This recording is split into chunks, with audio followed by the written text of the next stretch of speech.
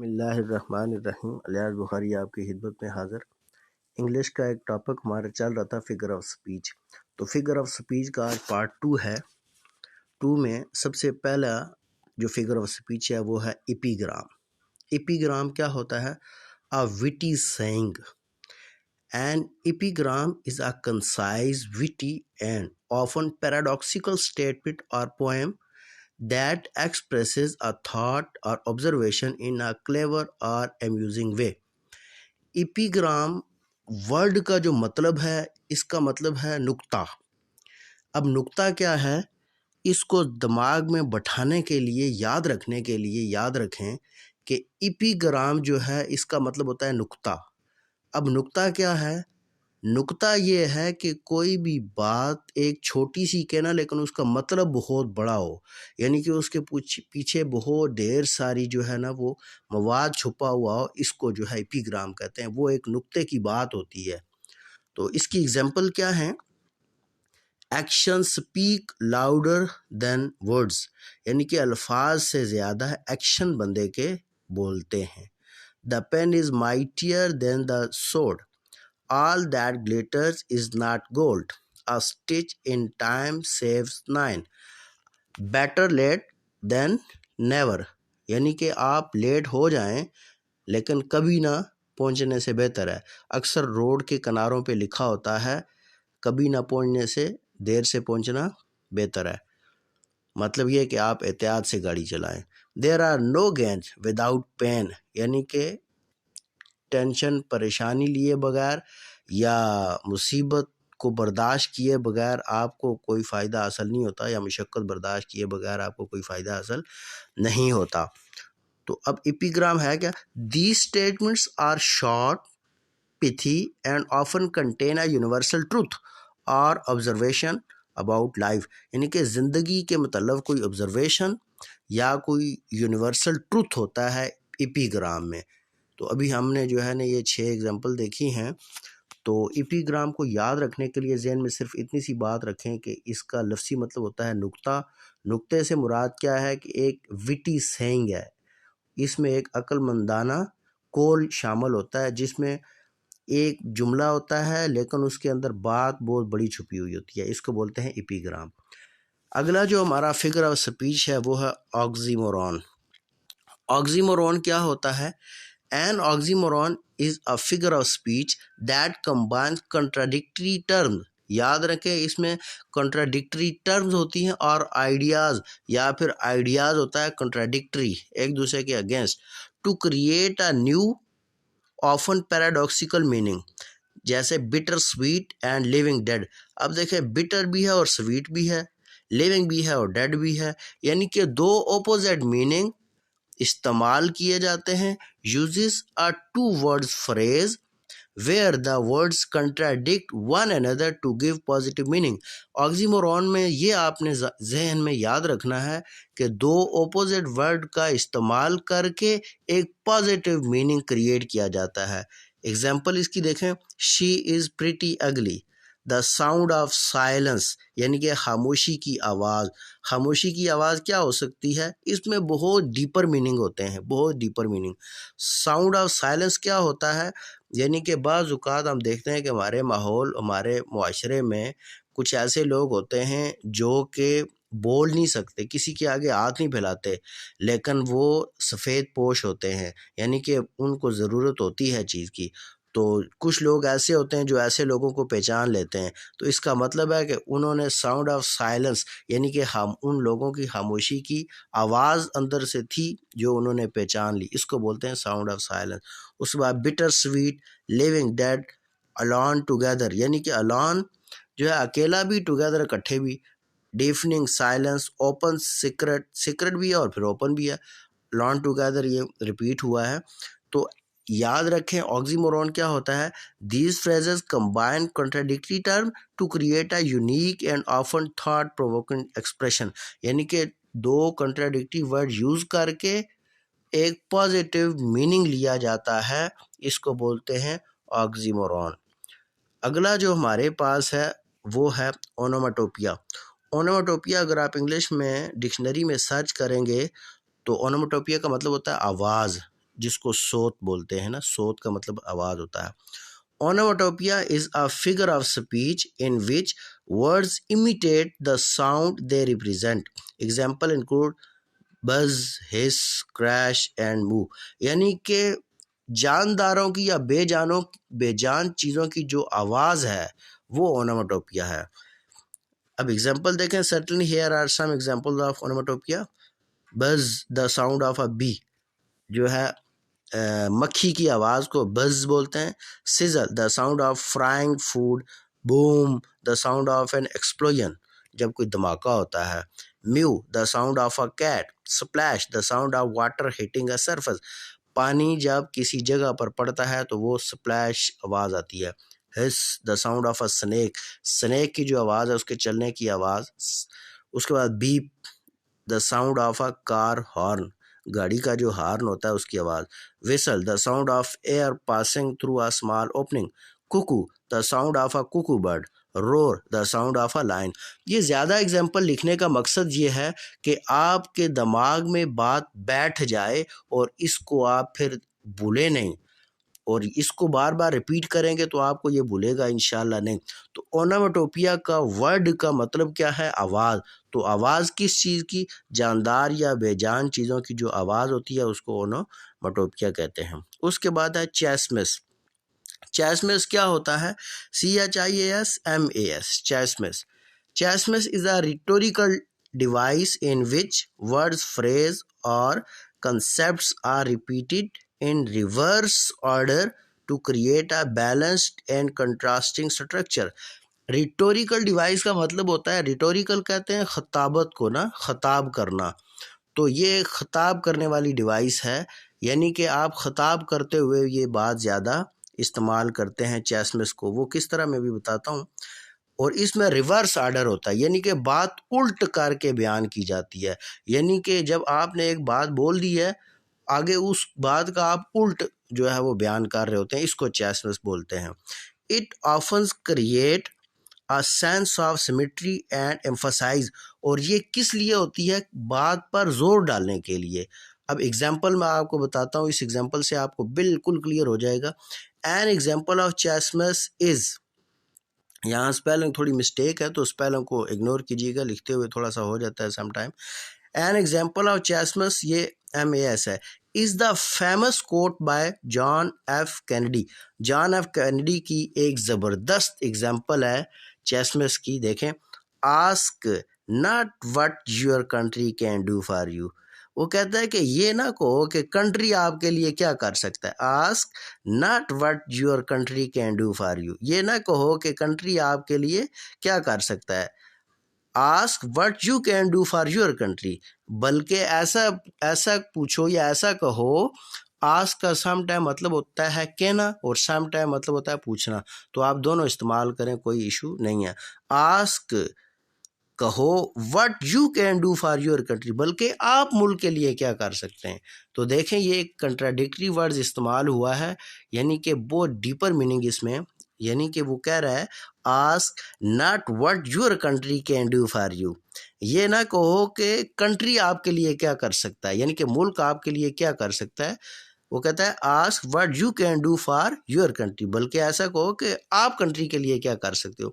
तो ये एक उल्ट बात आ जाती है, इसको बोलते हैं चैसमस। अब यहाँ पे 2-3 एग्जाम्पल हैं। Here are some examples of chiasmus. Example क्या है? You forget what you want to remember. कहता है यू फॉरगेट, तुम भूल जाओ, what you want to remember, कि तुम क्या याद रखना चाहते हो। एंड यू रिमेंबर, और तुम याद रखो what you want to forget, कि तुम क्या भूलना चाह रहे हो। यानी कि कितने मज़े की एक खताबत के लिहाज से जो है वो बात हो रही है, तो समझना बहुत इजी है।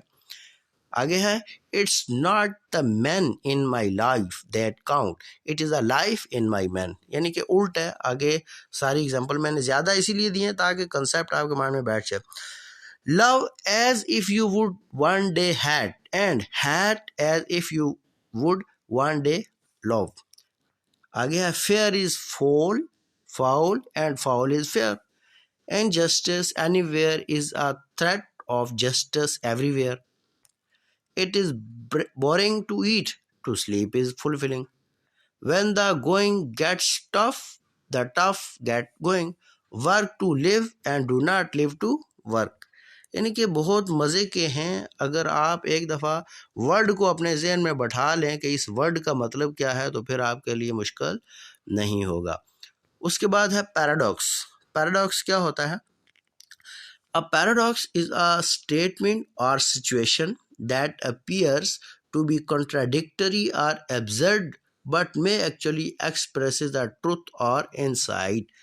ये भी वही contradictory वर्ड है, ये भी contradictory वर्ड है, या इसमें कोई absurd बात भी हो सकती है, बट में एक्चुअली एक्सप्रेस अ ट्रूथ और इनसाइट, या कोई इंटरनल फीलिंग को इसमें शो किया जाता है, या किसी सच्चाई को सामने लाया जाता है।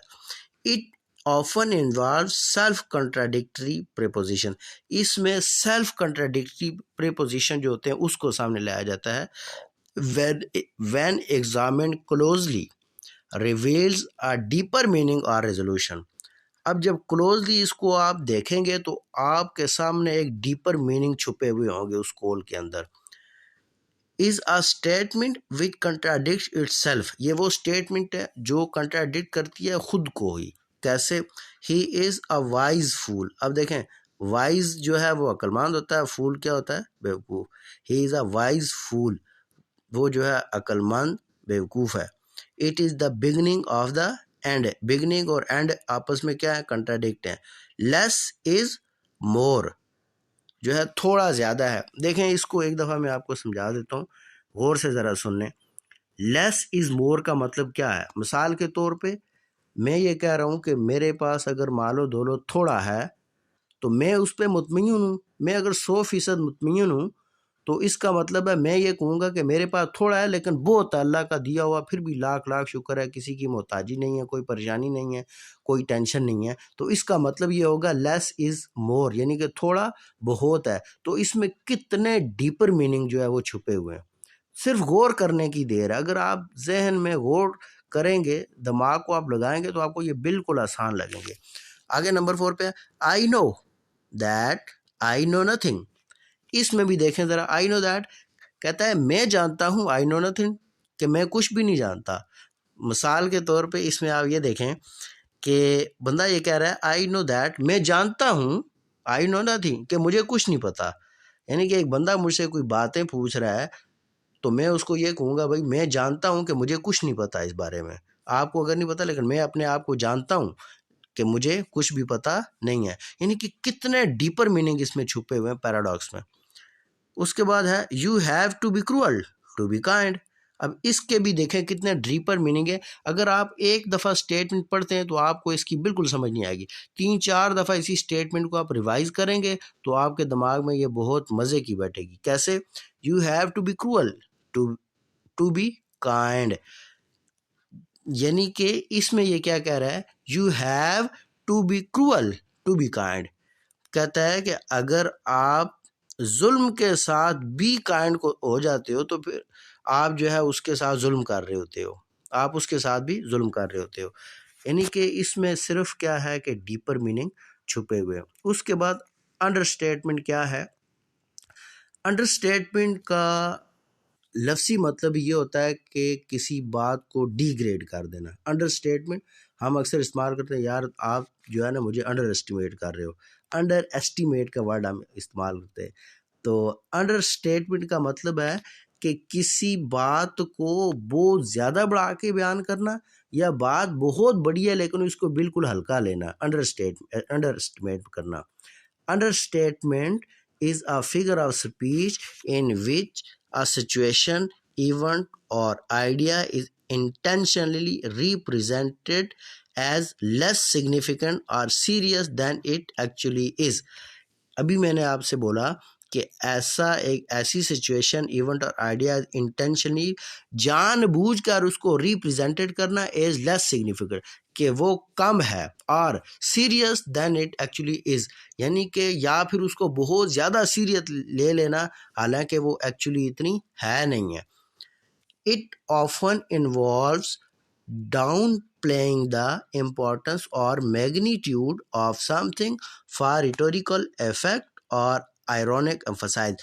ironic होता है तंजिया तौर पर ना, या के बात को तंज के लिहाज से करना, मतलब आपके पास उस चीज़ की इतनी वैल्यू नहीं है लेकिन आप उसको इतना बड़ा बढ़ा दें, या तो उसकी वैल्यू बहुत ज़्यादा है आप उसको बिल्कुल छोटा कर दें, तो इसको बोलते हैं अंडरस्टेटमेंट। एग्जाम्पल देखें, अब आपको समझ आ जाएगी। I am just going to be away for a while, कहता है कि मैं सिर्फ बस थोड़ा सा दूर जा रहा हूँ। It's only a trip to the moon and back. अब देखें, कहता है it's only a trip to the moon, ये सिर्फ जो है चांद पर जाने का एक ट्रिप है, एंड बैक और वापस आना। अब देखें, शुरू में उसने क्या कहा कि मैं छोटे से सफ़र के लिए जा रहा हूँ, लेकिन आगे वो क्या कह रहा है कि चांद पर जा रहा हूँ। इसका मतलब है कि बात बहुत बड़ी थी लेकिन उसने कितना लाइट लिया। आगे देखें, I have to write an essay, मुझे एक ऐसे लिखना है।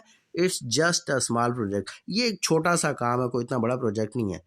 यानी कि इसने ये कहा I have to write an essay, मुझे एक ऐसे लिखना है। It's just a small project, ये एक छोटा सा प्रोजेक्ट है।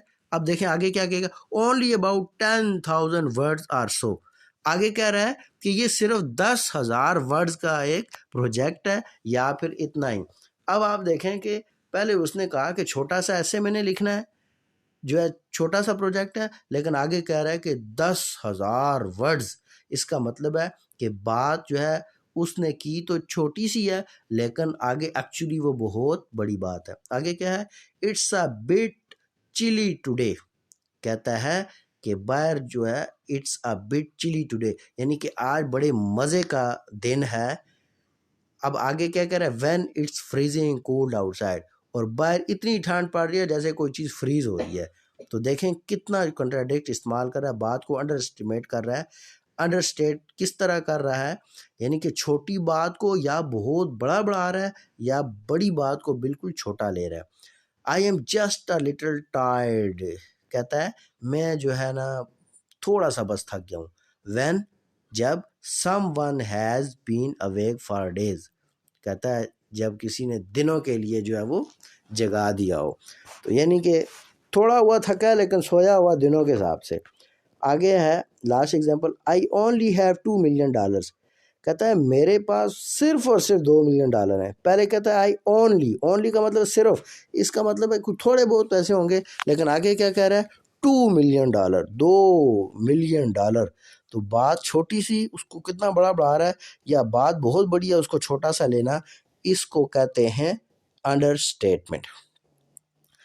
आगे है आपकी लास्ट जो है वो फिगर ऑफ स्पीच है। लास्ट फिगर ऑफ स्पीच है litotes, LITOTES।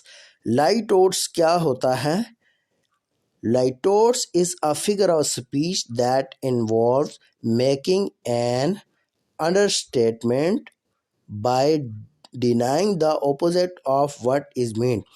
It is a form of deliberate understatement often used for emphasize or to express a sentiment ironically.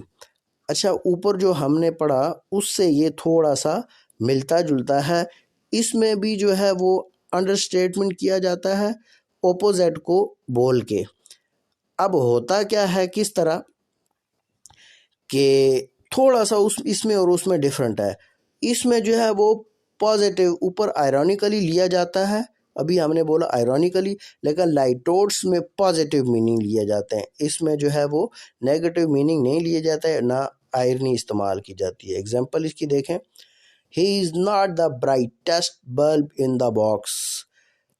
इसका मतलब ये है कि वो एक चमकता हुआ सितारा जो है वो लोगों में वो एक चमकता हुआ सितारा नहीं है, यानी कि बहुत ज़्यादा जो है वो खूबसूरत नहीं है। It's not rocket science. अब देखें, वर्ड हम रॉकेट इस्तेमाल कर रहे हैं लेकिन आगे हम कह रहे हैं साइंस, यानी कि ये कोई बहुत बड़ी बात नहीं है, ये कोई बहुत बड़ी बात नहीं है। She is not a bad looking.